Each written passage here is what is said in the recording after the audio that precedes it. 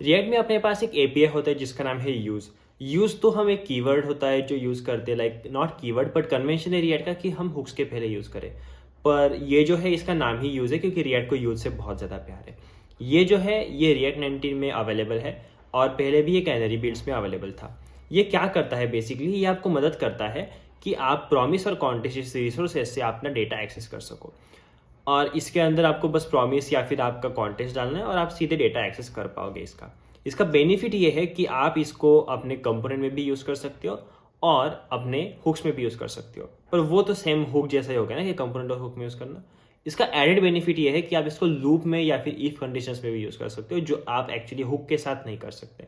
तो ये इसीलिए बहुत ज़्यादा इंपॉर्टेंट चीज़ है। यहाँ पे पैरामीटर क्या होता है, रिसोर्स जो कि होता है प्रॉमिस या फिर कॉन्टेक्स्ट। इसी के साथ ये एपीआई रिटर्न क्या करता है, ये रिटर्न करता है जो भी रिजॉल्व वैल्यू होती है अपने प्रॉमिस या फिर कॉन्टेक्स्ट की। मतलब एक्चुअल जब एरर नहीं आए और कुछ चीज़ें पास हो जाए तो उसके बाद जो एक्चुअल वैल्यू आएगी उस प्रॉमिस से या फिर कॉन्टेक्स्ट से, वो वैल्यू आपको यहाँ पे मिल जाएगी। कुछ कैविएट्स है कि the API use must be called inside a component और हुक, जो कि नॉर्मल चीज़ है एक बहुत।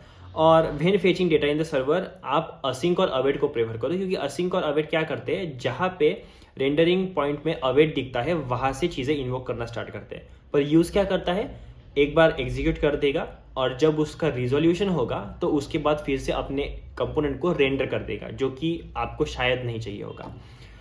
Prefer creating promises in server component and passing them to client. मतलब सर्वर में प्रोमिसेस क्रिएट करो, उसको क्लाइंट में पास कर दो। ये क्यों प्रेफर करना है कि क्योंकि जब आप क्लाइंट में प्रोमिसेस क्रिएट करोगे ना तो एक्चुअली वो प्रोमिसेस रिक्रिएट होती जाएंगी जब भी आपका कंपोनेंट रीरेंडर होता है। जैसे कि यहाँ पे इन्होंने दिया है कि रिक्रिएट होंगी हर एक रेंडर पे। Promises pass from the server on to the client component are stable across renders. मतलब क्या, क्लाइंट सर्वर से क्लाइंट में पास करोगे तो वो स्टेबल रहेगी आपके रेंडर्स के अक्रॉस। इसके बाद उन्होंने यूसेज दिया हुआ है इस चीज़ का। यूसेज में इन्होंने क्या दिया है, when a context is pass to use it work similarly to use context. मतलब क्या, यूज कॉन्टेक्स्ट जैसा ही काम करेगा। While use context must be called at the top level of your component. इसको आप कहीं पे भी कॉल कर सकते हो डिपेंडिंग ऑन आपकी कंडीशन वगैरह जो भी है। इसी के साथ आप इस तरह से कुछ कॉन्टेक्स्ट प्रोवाइडर वगैरह दे सकते हो और उसका भी यूज़ कर सकते हो। जैसे कि इन्होंने दिखाया है कि ये इफ कंडीशन में यूज़ कर रहे हैं। यहाँ पे एक पिटफॉल है कि लाइक यूज कॉन्टेक्स्ट यूज और उसके अंदर कॉन्टेक्स्ट दिया हुआ चीज़ always looks for the closest context provider. मतलब क्या, सबसे पास वाला जो कॉन्टेक्स्ट प्रोवाइडर है उसके लिए वो देखेगा और उसकी वैल्यूज को आपको देगा और उसके लिए डिस्पैच फंक्शन वगैरह आपको मिल जाएंगे उसके लिए।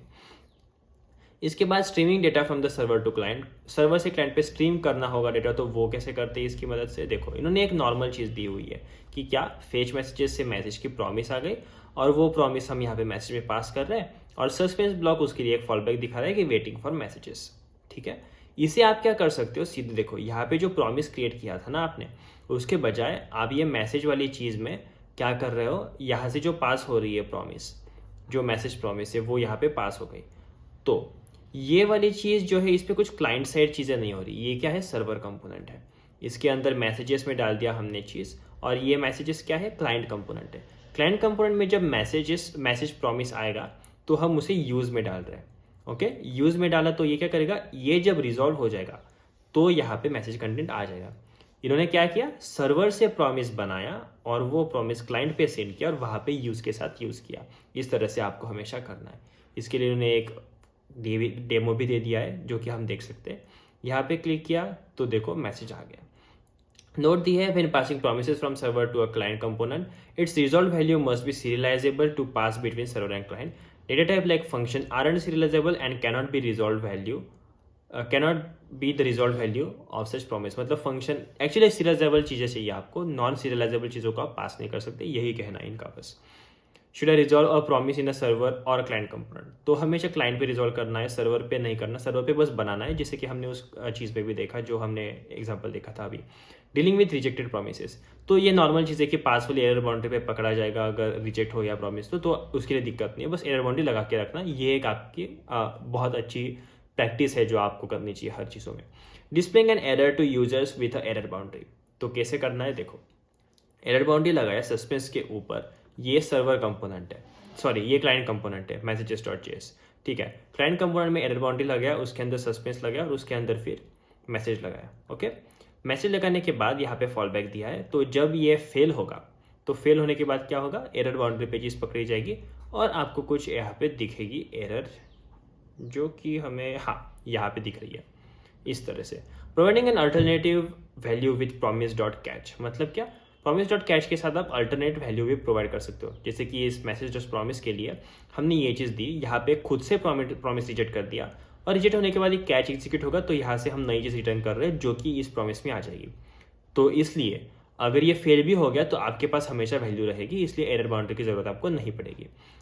Suspense exception, this is not a real error, मतलब क्या, you are either calling use outside of React component or hook, or calling use in try catch block. If you are calling use inside a try catch block, wrap your component in an error boundary or call the promises catch to catch the error and resolve the promise with another value. मतलब क्या, आप इसको बाहर नहीं call कर सकते, किसी function के अंदर नहीं कॉल कर सकते, ट्राई कैच के अंदर नहीं कॉल कर सकते। जो ब्लॉक्स है जिसमें आप कॉल कर सकते हो वो है एक तो लूप, या फिर सेकंड है अपना if else का सिंटैक्स। बस इसके बाहर अगर करोगे तो ये एरर आपको फेस करनी पड़ेगी। आई होप आपको ये समझ में आ गया कि कैसे काम करता है यूज़। रिएक्ट 19 में स्टेबल हो चुका है और ये बहुत काम की चीज़ है, बहुत फॉर प्रोमिसेस एंड कॉन्टेक्स्ट, और रिएक्ट सर्वर कंपोनेंट और रिएक्ट क्लाइंट कंपोनेंट के इन बिटवीन जो हम चीज़ें पास करते हैं उनके लिए। आई होप आपको ये समझ में आ गया कैसे काम करता है। अगर आपको इस वीडियो से वैल्यू मिली तो वीडियो को लाइक करना मत भूलना, वीडियो को अपने दोस्तों के साथ शेयर कर देना, और चैनल को सब्सक्राइब करना बिल्कुल मत भूलना, ताकि चैनल के सब्सक्राइबर्स बढ़े, मुझे थोड़ा मोटिवेशन मिले और हम साथ में चीज़ें सीख पाए और ग्रो हो पाए। तो मिलते हैं अगले वीडियो में, तब तक के लिए थैंक यू, बाय बाय।